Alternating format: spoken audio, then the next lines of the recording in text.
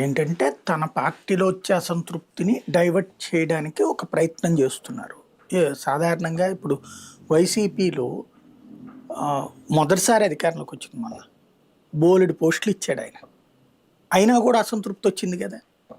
డైరెక్టర్‌గా ఉన్నోడు నాకు చైర్మన్ పదవి ఇవ్వలేదని, చైర్మన్‌గా ఉన్నోడు నాకు ఎమ్మెల్సీ పదవి ఇవ్వలేదని, ఎమ్మెల్సీగా ఉన్నోళ్ళు నాకు మంత్రి పదవి ఇవ్వలేదని, ఎమ్మెల్యేగా గెలిచినోళ్ళు మంత్రి పదవి ఇవ్వలేదని, ఇట్లాంటి అసంతృప్తులతోనే ఆ పార్టీ పతనానికి బయటోడు ఎవడు కాదు. వాళ్ళే 300 మంది కారణమయ్యారు. అట్లాగా రేపు పొద్దున వీళ్ళకి కాకూడదు కదా! అందుకోసం అని చెప్పి అది జగన్ చెయ్యకపోయింది పవన్ కళ్యాణ్ చేస్తున్నాడు. మోటివేషన్ 24 గంటలు. మీకు టీడీపీలో ఈ మోటివేషన్ క్లాసెస్ ఉంటాయి. వాళ్ళ కార్యకర్తలకి పదే పదే శిక్షణ.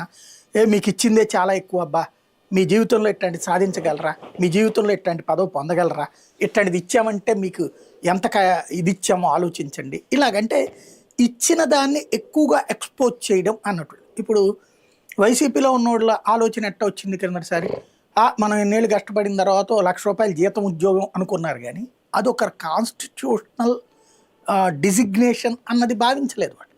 అదొక అధికారికమైనటువంటి హోదా వాళ్ళు సాధించింది, ఒక నామినేటెడ్ పోస్ట్ అన్నటువంటి. బట్ ఆ ఫీల్ ఎవరికి రాలేదు. అలా రాకపోవడానికి కారణం ఏంటంటే ఆ చూసే చూపు.